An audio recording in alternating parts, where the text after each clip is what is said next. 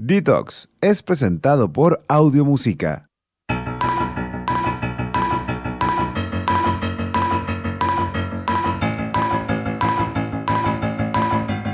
Comienza ahora por la Z, Detox, una invitación a dejar las etiquetas de lado.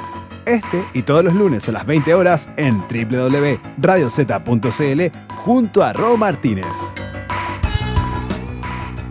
Ya estamos al aire, se nos fue noviembre, puntualidad del invitado de hoy, que creo que lo debo haber estado esperando de su anterior libro. Pero está acá, con su quinta novela recién salida del horno, No la mires a los ojos, que tiene mucho de controversia, porque si hacemos un poco de recuento, historia, ¿quién es Pablo Illanes? Marcó un precedente a toda una generación con Adrenalina. La primera teleserie que removió todo en Canal 13.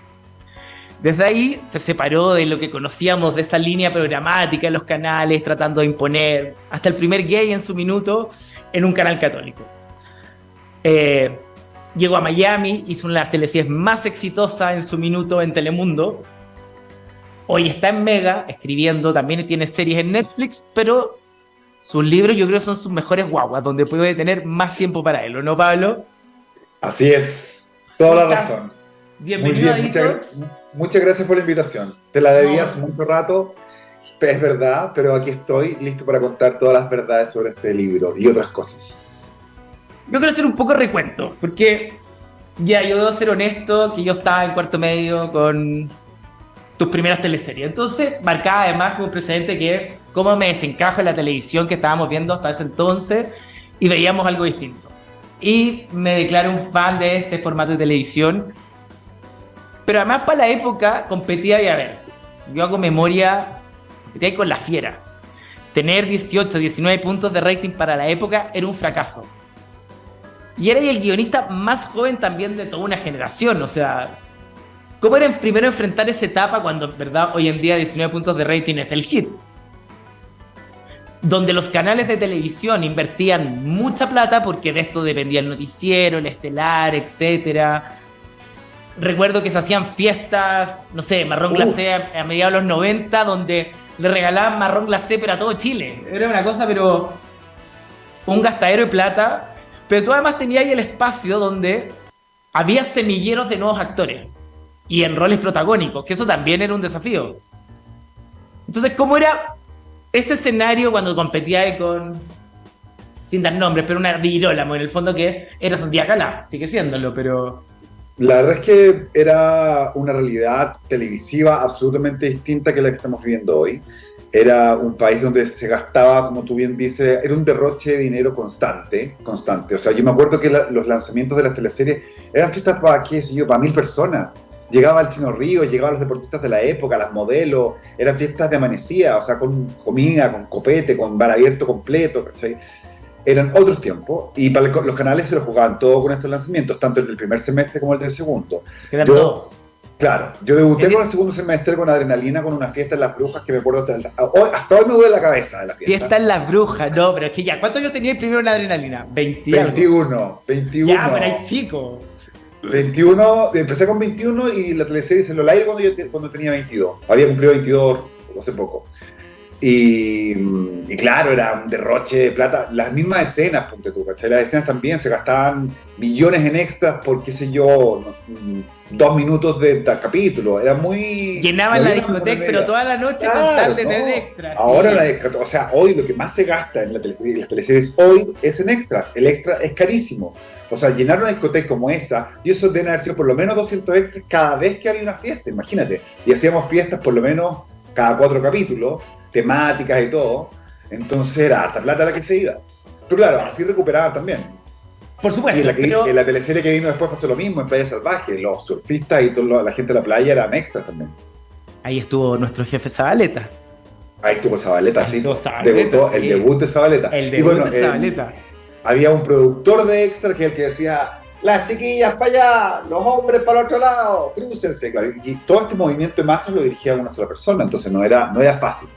Y claro, hoy visto desde el presente se ve como algo muy raro y muy extraño, pero sin duda yo lo aproveché porque en el fondo te permitía hacer las historias con más presupuesto, era infinitamente superior al presupuesto al que hay hoy. Y además hoy también están mucho más probados los temas. Hablar en un minuto, como año 99, de venganza, Claro. es lo que... O sea, yo empecé a hacer memoria de cuando vi la teleserie. Empecé a leer el libro hoy día en la mañana, cuando hablamos, y es una historia de venganza, que eso la hace mucho más oscura. En una teleserie uno no ve una historia de venganza como tal. Los quiebres son mucho más sutiles. Eso es relativo, la verdad es que las historias como uno como el espectador chileno no está acostumbrado, pero en Latinoamérica la venganza es un tema súper importante en los clásicos. A mí no me había tocado hacer venganza hasta ese momento en Fuera de Control, pero sin duda era una teleserie que desde el origen fue algo oscuro. Yo en ese momento ya tenía 2 éxitos en el bolsillo, entonces más o menos me creían y podía engrupir con cierto conocimiento de causa sobre lo que estaba hablando. Entonces nos fue muy difícil convencer al canal, por una parte, de hacer este thriller un poquito más oscuro, con personajes psicológicamente complejos. Lo que nadie sabía es que, no sé, 8 años después, esas teleseries más complejas iban a ocupar un horario, y el horario del prime, que es la nocturna. Nadie lo tenía pensado y nadie se le había ocurrido todavía hacerlo. Porque además pasó después en un minuto, teleseries las cortaron, ¿no? Esto no funciona y se cortaron en otros canales, etcétera, Santiago City y demás. Claro, también eso, era un escenario... eso es bastante seguro. Pasaba bastante seguido eso de cortar teleseries porque le iban mal. No al nivel de Santiago City, que fue un escándalo porque dieron 5 capítulos y el que la veía perdió y nunca más se supo porque tampoco está en YouTube, es un misterio. Ahora se la subieron a una plataforma. Pero pasaba. Claro, pero entendiendo eso, una teleserie del año 99 que, ya dijimos, 19 puntos de rating es algo perfecto, pero para la época no. 19,5, no me quites el medio punto. El medio, perdón. Yo con los números te explico. Es pésimo. Me acuerdo de la patente del auto y sería. Y son 2 números. Y no alcanzó para más. No, te estoy molestando. Claro, pero entendiendo eso, ¿desde cuándo empezó a picar el bichito por hacerlo libro? Libro particularmente no hace tanto. Hace, yo diría, unos 5 años. Harto. Bueno, dos de pandemia, en los 2 de pandemia. 500 páginas. No, claro, fue como un poquito antes de la pandemia, diría yo. Sí, yo diría como, sí, algo así, un poco antes tal vez. Pero el rollo fue que a Fuera de Control le fue mal. Ese fue el conflicto con el que yo quedé. Y con el tiempo, 23 años pasaron desde el fin de Fuera de Control y esto, por lo tanto, conversé con mucha gente, me di muchas vueltas y me di cuenta que la fanaticada Fuera de Control, que es una teleserie que supuestamente le fue mal en rating, era mucho más intensa, mucho más numerosa y mucho más perseverante que la fanaticada de Playa Salvaje, que la dobló en rating, o que Adrenalina, que marcó una época y generacionalmente Katy Vinte puede que sea más ícono que Silvana, o no tengo idea, pero sin duda la costura emocional que tocó Fuera de Control no la tocaron ni Adrenalina, ni Playa Salvaje, ni probablemente las teleseries que yo escribí después. Y eso me di cuenta por la conversación y con la intensidad de la gente, porque el fanático de Fuera de Control, o sea... Pero no solo de Fuera de Control, es fanático siempre intenso. Sí, luego te debe pasar como... Pero el de Fuera de Control es particularmente intenso porque yo siento que generacionalmente corresponde a una edad, pero además son gente que está en el colegio y que vio o sufrió situaciones de bullying, claramente. Algunos me lo han confesado, muchos me lo han confesado. El personaje de Rodrigo Duarte, de Romeo Singer, marcó mucho a muchos hombres que por lo general no ven teleserie y que se mantienen un poco distantes de lo que significa como expresar los sentimientos y todo eso. Yo me he encontrado, o sea, la cantidad de carretes que terminaba con alguien conversando y diciendo, oye, yo era Duarte, sí, yo me creía Duarte, ¿cómo? No sé, ¿cachai? 1000 veces, no te digo. El efecto Sarita Mellafe, de Sor Teresa también, pero claro. a Sarita Mellafe, es como un giro, Paulina, como, wow. Claro. Porque además no, en esa época no se visualizaba el bullying como hoy en día. No, de hecho se hablaba de abuso escolar, o de humillaciones o algo así, pero de bullying nunca. Y claro, el personaje, en ese tiempo también, el personaje de Sarita lo que hacía, lo que hicimos en el fondo en el guión y también en la dirección fue ironizar al máximo este tipo de referentes que venían de las películas de John Hughes, de todas estas películas de adolescentes de colegio que uno había visto desde los 80, ¿no? Como La chica de rosa, Se busca novio, todas esas películas que a mí me encantan. pero ahí había como un arquetipo del jock o del nerd o de la chica linda, entonces lo que yo hice fue construir eso y hacer como una versión más local, ¿no?, de esos elementos. Este libro, que leyó alguno de los anteriores tuyos, lo siento también más personal en las historias uno a uno. Está llevado, como empecé a hacer recuento desde el comienzo, y Canal 13 con cariño no hablaba del sexo. O sea, no sé cuándo habló la primera vez del condón, si es que lo dijo, pero... En una teleserie yo creo que no se ha hablado hasta soltero otra vez, yo creo. No, ya, siguiente. Y puede que no incluso. Claro, por eso. Pero entendiendo un poco, o sea, ya leyendo, no sé, la primera entrevista que le hacen a Miss Aurora, con el juego de palabras un poco, voy a hacer poco spoiler, pero en el fondo juega con algo, me gustan dos. Si lo pensamos, Canal 13, año 99, esa frase no entraba. Te lo he firmado. No, hasta ahí. A las 8 ni a palo. No entraba, porque si una se fue, que dijo, tengo hijos con o sin libreta, eso era de esperar en un escenario como Canal 13. ¿Cómo llevabais la censura? ¿Cuánto te teníais que autocensurar? Porque yo lo empecé a leer en el libro, y ahí hay harto. Sí, no, el libro tiene es una suerte como de montaña rusa de libertad, donde estoy jugando con todos los elementos pero yo no quiero, yo he venido a una experiencia que era Adrenalina, donde sí hubo censura del canal, donde hubo corte, y donde hubo machete, hacha, garrote, todo, ¿cachai? En el Fuera de Control, que fue 3 años después, 3 años después, ya estaba preparado, ya sabía cuál era la cancha, o sea, más o menos conocía cuáles eran los parámetros y sabía lo que a la Pontificia Universidad Católica le molestaba. O sea, lo que molestaba particularmente era el sexo, no era la violencia, no era el hecho de que Axel abusara de Silvana, por ejemplo. No, lo que molestaba era que parejas que no estuvieran casadas tuvieran relaciones sexuales. ¿Cachai? Si era abuso, y lo otro era el castigo posterior. Si el castigo iba a ser a un personaje, tenía que ser inmediato. Por ejemplo, Axel, por eso a mí se me ocurrió que le dispararan en la oreja, ¿cachai? Que quedara sordo de una oreja, porque servía como de castigo inmediato. Era algo súper ridículo, pero me parecía como coherente con todo lo que significaba este incendio que genera como la tragedia, ¿no? Pero ese tipo de cosas, en Adrenalina, por ejemplo, esta historia la he contado varias veces, el problema, el conflicto máximo estalla porque la Berta La Sala y su compañero, que era Cristóbal Gumucio, Morrison, tenían una escena donde se encontraban en la cocina a la medianoche, con hambre, y estaban en pijama. Entonces se dan un beso. Y el terror era la elección del actor. La eventual elección que podría suscitar el beso. Pero aquí asumiendo que al primer beso la gente... No, y como no creyendo en la actuación tampoco, o sea, hay control de emociones, hay memoria emotiva, hay otras cosas que se pueden apelar, o sea, no es como llegar y como, no sé, yo encontraba que era mucha imaginación, me reía mucho en ese momento, hoy lo encuentro trágico, porque además teníais 21 años, entonces estabais entrando en la televisión, un escenario distinto, ¿cuánto teníais que transar? No estoy exagerando de lo más mínimo. Los besos, por ejemplo, los besos se cortaban a los, 15 segundos. A los 15 segundos no podían. Los jumpers de Adrenalina de las niñitas eran, o sea, si tú miras la continuidad de esos jumpers hoy día, no tienen ninguna continuidad porque de repente el director las subía, de repente llegaban ejecutivos de arriba, los bajaban. Entonces nadie tenía jumper parejo, todas subían o bajaban. O sea, yo estaba en el colegio, segundo medio, y recuerdo el 90% de las mujeres quería ser Katy Vinter. Que para la época, claro, el personaje era una de las chicas más guapas de Santiago de la época. En el fondo, cómo llegó al papel, etcétera. Todos empezaron a usar panty, un tipo de zapatilla, general, y la repetición hace poco tiempo atrás, ya la vi porque era el almuerzo y dije, ya, sí. ¿Qué veía? Y fue heavy lo que uno veía como, bueno, es jardín de niños, sin ofender a nadie, pero era como además estaba preparada la televisión. O sea, el impacto de cuando a uno le decía, está viendo una basura de teleserie, porque era el típico comentario, gente adulta, alguien en el colegio, y en verdad importa, claro, es como, es televisión. Sí. Pero empezaste hace 5 años con el libro. Tiene 500 hojas. Yo al principio me asusté, pero porque dije, no voy a alcanzar a terminármelo porque había tenido fin de semana full, pero se lee rápido. Y empecé a hacer mucha memoria de la teleserie en la época, como en qué estaba cuando la veía, el horario, etcétera. ¿Cuánto quedó fuera? Muchísimo.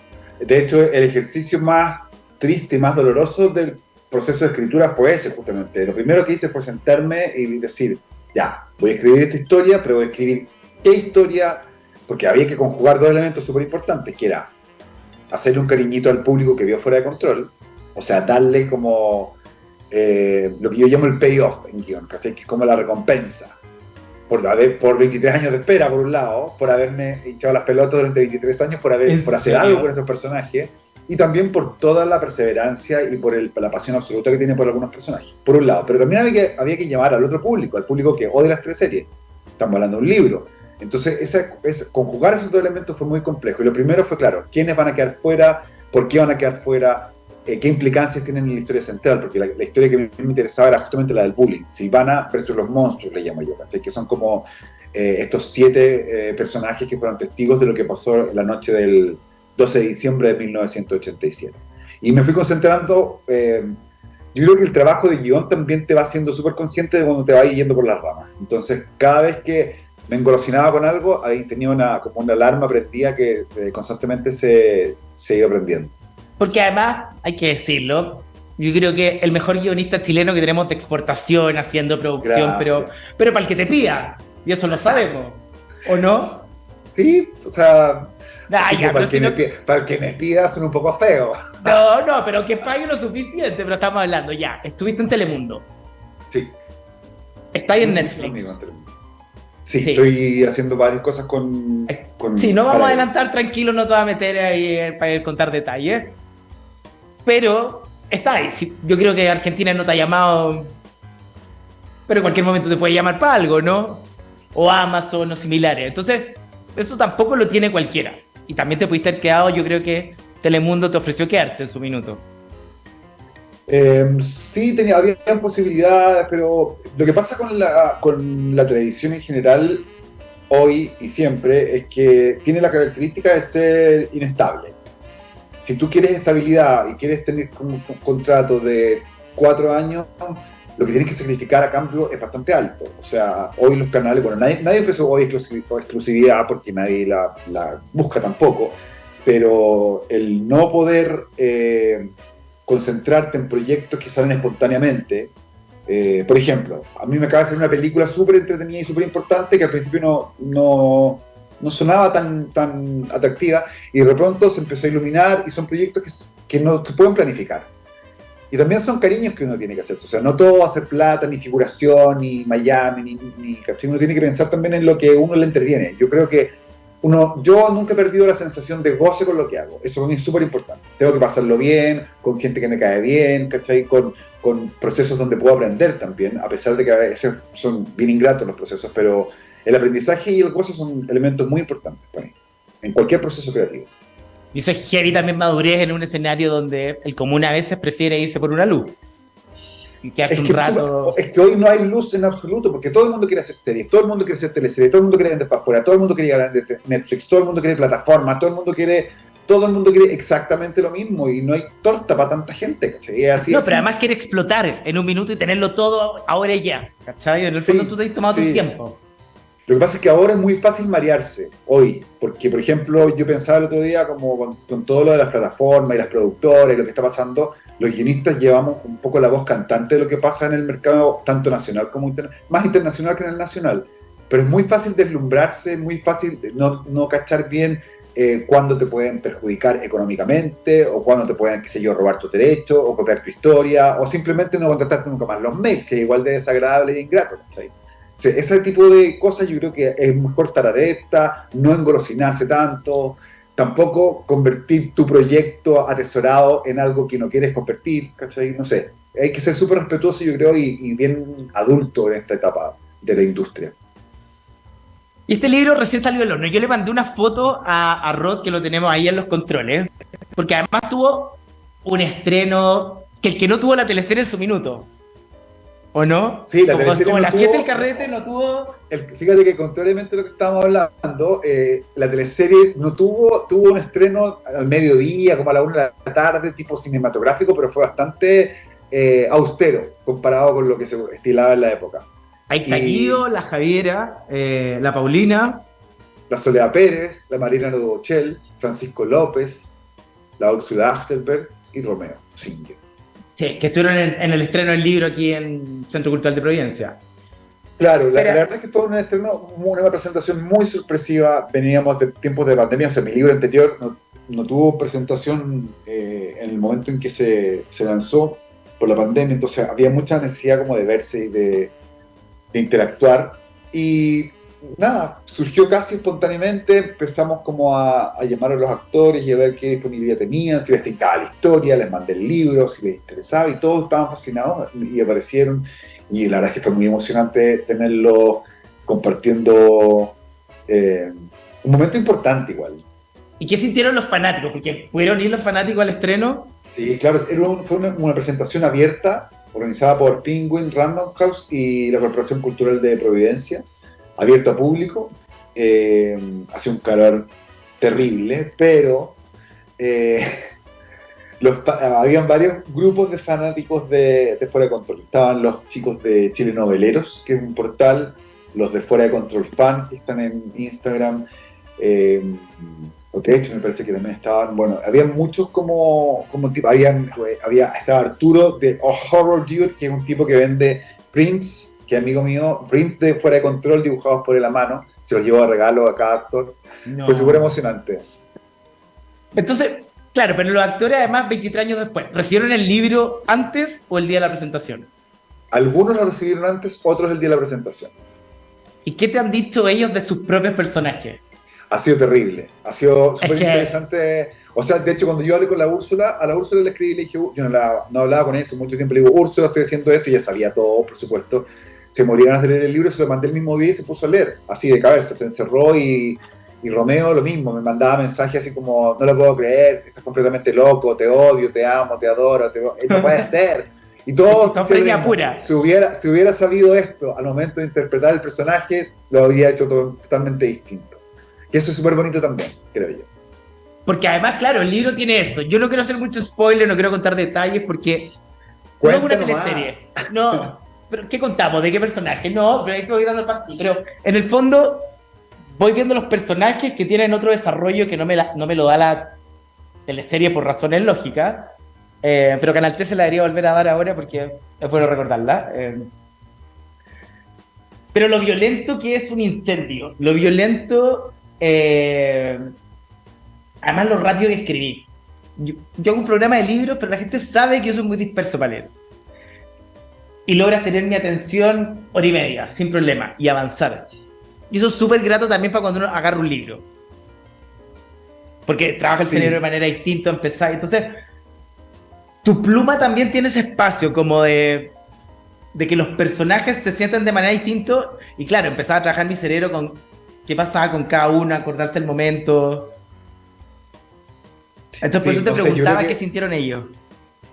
Fue increíble lo que sintieron ellos, fue alucinante. Yo creo que eso que dices de la pluma también es algo inevitable. Yo creo que es una seguridad que te va dando, que si yo, la tercera, cuarta, quinta novela, sexta novela, décima novela, es un entrenamiento. Al final, la pluma o la prosa o la manera de escribir va cambiando, va mutando, así como cambian las personas también. Y creo que los referentes y la lectura también te va iluminando y te va llevando a cierto tipo de escritura. A mí en el caso de esta novela en particular, y la anterior también, me sentí muy libre escribiendo, me sentí muy como sin la necesidad de tener que demostrar absolutamente nada. Alguien me decía por ahí que mis primeras novelas eran como el guionista tratando de demostrar que podía ser escritor, cosa que puede ser súper cierta. Ahora como que no tengo ese interruptor, como que se me olvidó un poco. No, porque además, qué latero estar en esa situación como hasta intentando hacer esta otra cosa, y es como además tener que demostrar siempre, y justificar, sí. O sea, siempre que uno trata de demostrar las cosas como que no funcionan mucho, creo yo. O hay que hacerlas por otros motivos. Soltarlas. Sí, yo creo que sí. Yo creo que hay que soltarlo un poco. Claro, porque tu anterior libro, terror, oscuridad 100%, en el sentido de un escenario que no estamos tan acostumbrados en Chile, y esta novela también es oscura. Pero si yo empiezo a mirar tu carrera y tus proyectos en paralelo, también son más oscuros. Sí. No tienen tanta luz como podría tener la teleserie, el romanticismo, el final feliz. No, la finales felices nunca ha sido mi especialidad. No, pues por eso, pero a eso voy, como con el mensaje que la gente está acostumbrada. Tus teleseries siempre han sido más oscuras. Sí, no sé por qué en realidad. Yo creo que han sido la oportunidad también. He hecho las cosas que he hecho más claras, no han tenido éxito, o las he oscurecido en el camino, o no se han dado de la manera que yo me las imaginaba, pero uno va cambiando también con el tiempo. Yo creo que y también la industria está distinta. Creo que lo que antes sonaba oscuro hoy suena impresentable y hay muchas cosas que ya como que están canceladas en términos editoriales. Entonces, mi objetivo o mi meta en la vida, en el fondo, es tratar de poder ser lo más como de poder saltar de género en género, de poder compartir, de poder aprender, si en el fondo lo que te decía antes, ¿cachai? De poder aprender a hacer otras cosas también. Creo que encasillarse en un género, hacer el thriller siempre, también te va como, me carga decir esto porque odio cuando los actores lo dicen, pero es verdad, cuando te van como agotando la cabeza, bueno, te va sorprendiendo menos, esa es la palabra que me gustaría usar. Te vas deslumbrando menos ante lo que estás construyendo, porque el thriller por lo general es muy de esquemas, muy de claves, de fórmulas, ¿no? Y esas fórmulas son las que yo creo que van agotando a un escritor a lo largo. Que eso también hace que sea mucho más rápido la lectura, porque querís saber, querís ir avanzando. Claro, en este caso no, porque va acompañado de una historia emocional igual, hay una historia como de compañeros de colegio, una historia muy biográfica también, porque hay muchos elementos de mi adolescencia, colegio y todo eso en la historia tanto de Fuera de Control como de No la mires a los ojos. Hay algunos personajes, incluso unas miradas por ahí muy cercanas. ¿Y ellos saben que estaban incluidos ex compañeros de colegio y demás? Saben. Sí, saben. Siempre han sabido, desde Fuera de Control que han sabido. De hecho, una vez celebré mi cumpleaños cuando Fuera de Control estaba al aire la primera vez, en la sala Shakespeare, ahí en Bellavista, y presenté a Sarita Mellafe, a su referente en la vida real. No, espérate, ¿cómo fue eso? A ver, porque Sarita Mellafe hoy tendría, pero reclamos de todo el mundo. En televisión, o censura, cómo es capaz de una mujer ser así. Mi amiga se quedaron así como mirando así, la Paulina como que no la encontró muy graciosa, yo creo, como que no le gustó mucho la presentación. No me acuerdo mucho en realidad, pero fue impresionante. Pero claro, son cosas que los personajes se van construyendo de varios lados, pero claro, el origen era ese justamente. Pero es más un origen estético, por la chasquilla y por la forma y por las relaciones que tenía con el mundo. Lo violenta que podía hacer al decir sus cosas, básicamente. Pero es que, sorry, pero el colegio en los 80 no tenía nada de friendly, no era amistoso ni buena onda, era súper fuerte. O sea, tú fuiste después al colegio, pero yo fui... No, si en los 90 también, tranquilo, si no había mucha diferencia. Yo salí el 90 del colegio y cuando estaba en sexto, o sea, el 85, 86 por ahí, o sea, me acuerdo que el bullying no se llamaba bullying, pero a todos en algún momento nos hicieron bullying, desde el primero al último de la lista, a todos. ¿Cachai? Y nosotros también hicimos bullying, alguna vez dijimos que era bullying positivo. También. El nuestro era para construir. Sí. Pero lo hice en venganza. Yo sí hice alguna vez bullying, fue en venganza, porque también me hicieron sufrir, así que había visto Carrie demasiadas veces y por eso caí en eso. No, pero fuera de broma, no hay que reírse del bullying. El bullying igual es un tema súper serio que lo que pasa es que ahora tiene como una categoría de no sé si de delito, pero sí de falta grave y de abuso y de algo que no se debe hacer. Pero en ese momento, cuando todos estábamos insertos en este sistema educacional que tampoco ofrecía mucha salida, o sea, los profesores eran parte del bullying. Los profesores que yo tenía eran cómplices del bullying de algunos compañeros incluso. Entonces, el sistema estaba viciado desde el comienzo. Y no nos hicimos cargo, o sea, hemos tenido que tener en los últimos 5 años aumento de los suicidios adolescentes para entender que el bullying no es algo parcial y que se tiene que tomar a la ligera. O sea, eso estoy muy de acuerdo. Y Chile tiene las tasas más altas de Latinoamérica por algo. Sí, bueno, de hecho, cuando hicimos Fuera de Control, esas encuestas o esos porcentajes todavía eran muy altos. No sé si más altos que ahora, pero ese fue lo primero que nos dimos cuenta, que yo dije, yo quiero hablar de esto, me interesa. Porque, insisto, todos fuimos víctimas de bullying en algún momento en los colegios. Yo tengo recuerdos de horror y de terror de ir al colegio cuando estaba, qué sé yo, en quinto o sexto. Yo uno no lo dejaban faltar en esa época, estaba prohibido. Bueno, tú eres hijo único. Pero mi mamá me mataba con 40 de fiebre, pero así, o sea, pero así, me esforzaba, tenía todas las estrategias para que me diera fiebre en minutos. Papel secante en los pies, cáscara de plátano, la lámpara acá en la frente. Y no pasó. Un par de veces me resultó, sí. Te resultó. Tenemos que ir a una pequeña pausa acá en Detox por Radio Z, que estamos con la última novela de Pablo Illanes, hablando de todo. Así que pequeña pausa y ya volvemos con Pablo en minutos acá por Radio Z. En Audio Música encontrarás lo mejor y los más variados instrumentos musicales para hacer explotar tu talento y el audio de mayor calidad para que tu pasión por la música la lleves a otros niveles. Guitarras, bajo, teclado. Que lo tuyo es la electrónica, los mejores sistemas de DJs. Que no tocas ni el timbre, pero adoras la música más que cualquier cosa. Sistema de audio, parlantes y amplificación, los mejores y a tu alcance. Visítanos en nuestras distintas tiendas físicas que tenemos en el país, pero en pandemia, revisa absolutamente todo nuestro catálogo y todo lo que necesites en nuestro sitio audiomusica.com. Audio Música, la tienda de instrumentos musicales y audio pro más grande del país. No me pases, no me dejes visto. Yo sé que tú tienes poco tiempo, pero tranquilo que te listo. Te regala más momentos. Plato italiano, plato casero, platos muy ricos, platos chilenos. Y el secreto mejor guardado es que son libres de sellos. Ya estamos. Sí, ya estamos de vuelta. Siempre me confundo con este audio. A mí me pasa con Pablo Illanes.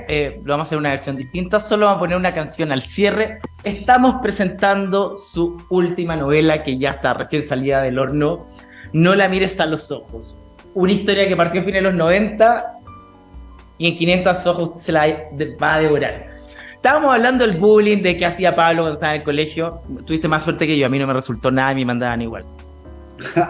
Yo terminaba en enfermería con dolor de guata y esperé acá, me daban un tecito y después mi mamá me iba a buscar a la una. Era lo máximo que logré. Nunca me dejaron faltar al colegio. Nunca.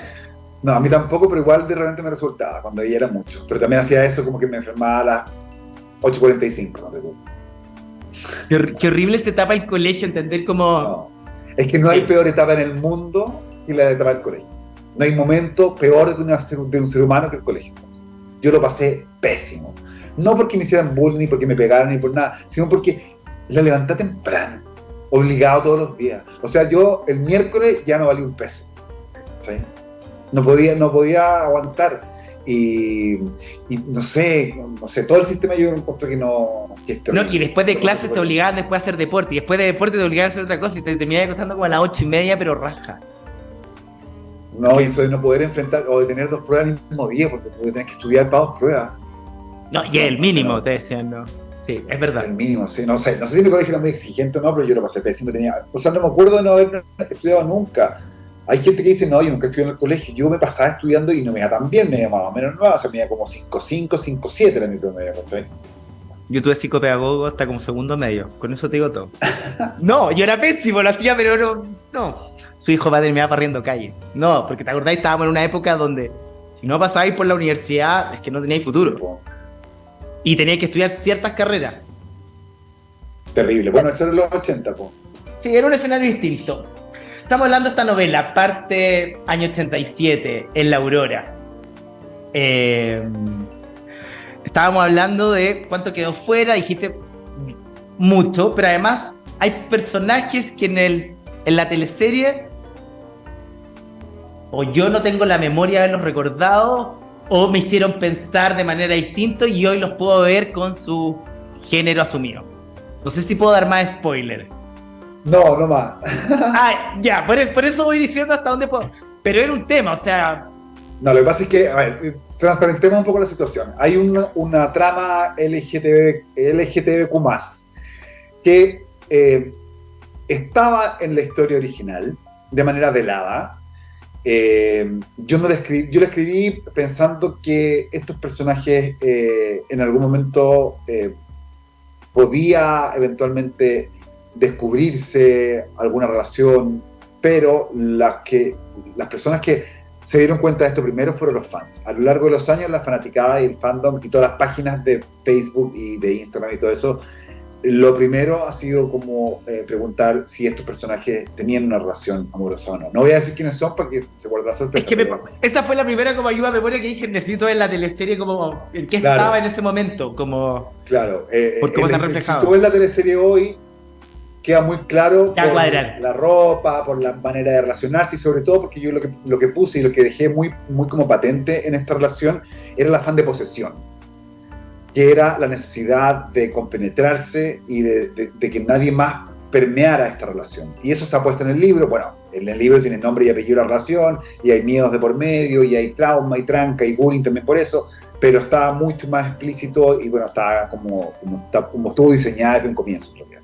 En ese momento, no voy a decir la palabra que no se podía decir, pero no se podía decir la palabra, the L word, no se podía decir. No, por eso ahí me empezó a explotar la cabeza. Yo como necesito ver la teleserie ahora de nuevo para saber, porque bueno, yo el año 99 tenía 17 años, 16. Yo tampoco era tan chiquitito. Ya, pero convengamos que venga una burbuja y que, bueno, no, Sí. hasta los No, 23 éramos...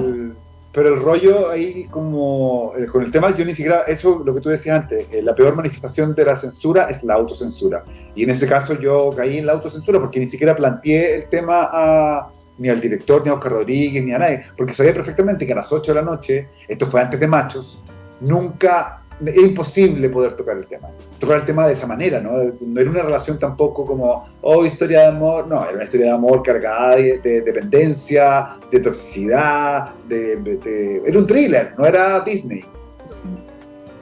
Que Disney también lo tiene, pero como detrás de cámara, Sí, básicamente, sí, también lo tiene. Pero se llama Star Plus, no se llama Disney. O Hulu, en su versión más... Hulu, claro. Sí, claro. El libro. Ya está en librerías. Está en librería y en ebook. Para los que no están en Chile, los que quieren leerlo en Kindle o en otra aplicación. Además, están tus otros 4 libros en el mercado. También. Tu novela que lanzaste el año pasado. Sí están. Sí, deben estar por ahí. Por ahí sí, están, sí. Por ahí están. Ha sido súper distinto uno de otro. En el fondo a la hora de escribir, género, etc. ¿Qué se viene para más adelante? Uy, se vienen muchas cosas, se vienen cositas. Me cargue esa expresión. La frase de mierda, quiero pegarle a todo el mundo. Sí. Ah, sí. No, estoy escribiendo otra novela para el próximo año. Muy contento, porque es un género que me gusta mucho, que es el policial. Entretenido mucho la posibilidad de tener cierta certeza en términos de proyectos de libro y de lo que tengo muchos otros proyectos de seguir como escribiendo. Me gusta el formato de novela, me gusta ser novelista, me gusta el formato largo. El cuento también me gusta mucho, pero creo que hay que tener cierta personalidad. Estoy acostumbrado a estructurar, y la novela siempre ha sido pura estructura. Porque además cuando el común de la gente tiene con muchos proyectos y en verdad no tiene nadie para blufear, no. En el caso de Pablo Illanes yo creo que debe estar con la agenda ya, a ver, de esta época a esta época tengo este proyecto, no puedo hacer nada más, porque además que los conocemos sabemos que trabaja así. Sí. Y harto, porque es verdad, o sea, el trabajo de guionista es muy metódico. Sí, tiene que serlo, sobre todo en estos tiempos, que es mucho requisito. Ahora, por ejemplo, todas las plataformas trabajan con materiales preliminares, que son trabajo de mesa, cuarto de escritores, hay mucha necesidad como de contar historias. Y sí, estoy metido en hartos procesos de eso, estoy empezando una teleserie también que demanda mucho trabajo. Y bueno, el trabajo literario trato de mantenerlo constantemente, es como lo que siempre está presente. En una semana de 7 días, hay 2 días donde yo solamente escribo literatura o proyectos de ese tipo de narrativa, ¿no? Que igual tener ese orden. Trato, porque si no, o sea, antes lo que hacía era despertar a las, no sé, 2 de la tarde, empezar a escribir a las 5, de 5 de la tarde a, qué sé yo, 4 de la mañana, tampoco es una vida muy sana, ¿cachai? Esa era la vida rockero de los 20, ¿no? Esa era la vida rockero, la vida rockero de los 20 a los 30. Tomando desayuno con Coca-Cola, ¿cachai? Coca-Cola con azúcar, sí. Sí, cuando cachamos que así no íbamos a llegar dignos. Claro. No, porque también pasa eso. No. Ahora despertáis combatido. Y en el fondo sí, vía sana, el detox del cuerpo, clorofila y todo lo demás. O sea, trato de, fuera de la parte física, de que lo mental, o sea súper ordenado. De repente soy un poco insoportable porque no todo el mundo es igual de ordenado que tú, ¿cachai? Soy un poco perseguido con perder el tiempo, porque igual pues, si me levanto a las 9 de la mañana, trabajo, qué sé yo, hasta las 12 en un proyecto, después tengo que dedicarle tiempo a otro y uno va como conjugando todos los elementos a tu favor. No siempre la inspiración es la misma, la concentración tampoco. Uno ya después de tanto tiempo escribiendo, uno más o menos sabe cuáles son los enemigos que uno tiene al momento de concentrarse. El mío, por ejemplo, es el ruido. Pero espérame, el ruido nivel cero, así que ni siquiera una gota de agua en el baño. O sea, por mí yo me iría a la Antártica a escribir. O sea, yo escucho a mi vecina llevando a su hija y me van a estrangularla. A ese nivel, ¿cachai? No me estáis. Sí, no, y cada vez peor, o sea, no está mejorando. No, pero uno con los años, lamentable, el que te dice mejora, te mintió. Eso no pasa, no mejora con los años, no. No, pero me he dado cuenta, al principio pensé, cuando tú antes vivías en otro departamento, me cambié de casa, no era el departamento, no era la casa, no, era como, soy yo el que está más mañoso con el tema del ruido. De hecho, uso audífonos para escribir todo el tiempo. O sea, Pablo cerró la puerta de su oficina y no existe. No, es que lo que hablaba con un amigo el otro día, hay momentos, la escritura, independiente que sea un texto de ficción, de no ficción, guión, poesía, lo que sea, te conecta o debería conectarte también con algo más espiritual. O sea, no estoy incluyendo, pero el estado de concentración te eleva a un nivel donde tú estás ahí contigo, solo, y con la mente en blanco, es como meditar, ¿sí? Y para mí cuando se logra ese momento, es súper como atesorado e importante, y no lo consigo tan fácilmente. No. Y así se pasan 4 horas, y cuando se pasan 4 horas y me doy cuenta que lo he conseguido y que he avanzado, puta, es la raja, pero no es siempre, ¿cachai? ¿Qué dije ese momento? Como que lo trato de pensar y llevar en el fondo cuando lo tenía en el libro o en momentos series y demás. Claro, por eso uno tiene que respetar también los espacios, todos escribimos distintos, así como todos los actores se concentran de distinta manera, pero cuando uno lleva conociendo lo que te molesta y lo que no te permite escribir como te gustaría, pues a mí lo que me caga mucho la onda es tener algo que hacer en la tarde. Pues. Entonces, si tengo una reunión a las 6 de la tarde y tengo que salir, sé perfectamente que a las 5 tengo que dejar de escribir. Y a medida que vais cargando el motor de la creatividad, te va funcionando mejor. O sea, a las 7 de la tarde llegáis como un pic. A mí, esto estoy hablando en lo personal, ¿cachai? A las 7 estoy como... Pero si tengo que salir a las 5, tengo que interrumpir mi pic para poder ir, no sé, a saludar al cumpleaños de no sé quién chucha, ¿cachai? Porque además te reclaman. Tenías escenario, pero te dices, no, pues, o sea, no, yo a ver, no. Pero no sé quién dijo una vez, alguien dijo, no sé si fue Fouquet, que hay que dejar de ir a cumpleaños y cuando un escritor, y si un escritor se quiere tomar en serio, hay que dejar un poco el contacto o tomarlo 100% y abrazarlo y dedicarse a carretear y escribir sobre eso, o sencillamente cortar relación con el mundo y concentrarse en tu proyecto. Yo creo que hay momentos y momentos, no sé si sería tan extremo, pero me gusta a mí sociabilizar, pero... Yo creo que hay que empezar a decirle a los amigos, a tu funeral no voy a faltar, tú tranquilo.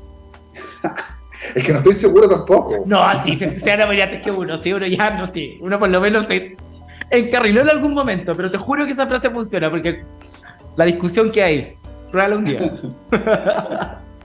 Oye, Pablo, antes de terminar el programa, bueno, yo tengo que contar primero que este programa se hace gracias a Audiomúsica, está en sus últimas horas de Black Friday. Usted se mete a audiomusica.com, quiere adelantar los regalos de Navidad, métase y compre lo que quiera.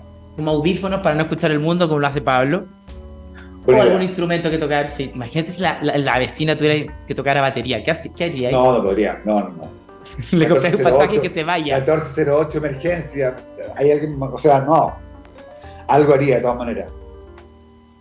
Ya sabríamos que alguien desaparece. Pablo, antes de terminar, una invitación para que todos puedan leer esta novela. El micrófono es tuyo. Nada, contarles a todo el mundo que es una novela inspirada en la teleserie Fuera de Control. Aquellos que vieron Fuera de Control la pueden gozar y pueden reencontrarse con esos personajes que conocieron comiendo pan con mermelada el año 99 o en sus repeticiones posteriores.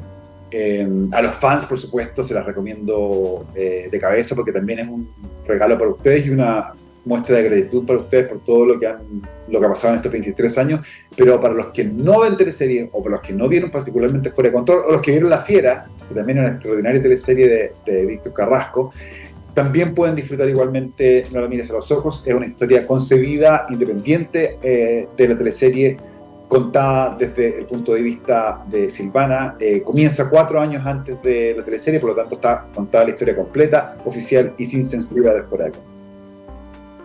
Porque además una Silvana que para la época no tenía derecho a tanta voz. No, pues no tenía derecho a tanta voz porque estaba joven de 17 años, pobre, viviendo en un pueblo chico, sin tener ninguna posibilidad de salir adelante, un poco explotada por sus padres en un camping en 1987, o sea, y con una Mucho personalidad futuro no bastante tenía. avasalladora para la época. O sea, por eso fue cuando empiezo a leer, y me acuerdo que al comienzo del libro está esta entrevista donde sale Reina, la Aurora, y lo hice tan suelta de cuerpo, como que al tiro empecé a hacer memoria de lo que era Canal 13, que es el único spoiler que voy a adelantar. Pero vaya, léala, regálela. Es una buena opción si que estuvo Sí. a finales de los 90 con 16 años hacia arriba, le va a gustar. Y no, y para de todas las edades, es un libro gordito, o sea, van a quedar muy bien si es regalo de Navidad o de amigo secreto o lo que sea. Está en oferta en algunos portales por ahí, en Busca Libre, por ejemplo, y se lee muy rápido, eso lo quiero dejar súper claro. Los primeros comentarios, me la leí en 2 días, me la devoré en 2 días, me emocioné, lloré, me encantó el final. La gente muy contenta con el libro y sobre todo con la posibilidad de leer ficción nacional, un poco oscura, pero basada en temas muy importantes y muy candentes en el mundo de hoy. Y además tiene un soundtrack. Tiene un playlist en Spotify que se llama... Lo que pasa es que hay un personaje que es Rodrigo Duarte, que está interpretado por Romeo Singer en la teleserie, que el 10 de diciembre de 1987 le regala un cassette TDK de 90 minutos a Valentina, que es Javiera Contador, y este cassette grabado por él se llama Canciones para conocer el lago Aurora, donde están grandes éxitos de Virus, de Los Enanitos Verdes, Tus viejas cartas, que me encanta, por ejemplo, que lo he escuchado demasiado últimamente. Pero también está Depeche Mode, en realidad son canciones que me gustan a mí y que me dieron ganas de ponerla en el playlist, básicamente. Y por eso vamos a cerrar el programa de hoy con La Chica Tartamuda.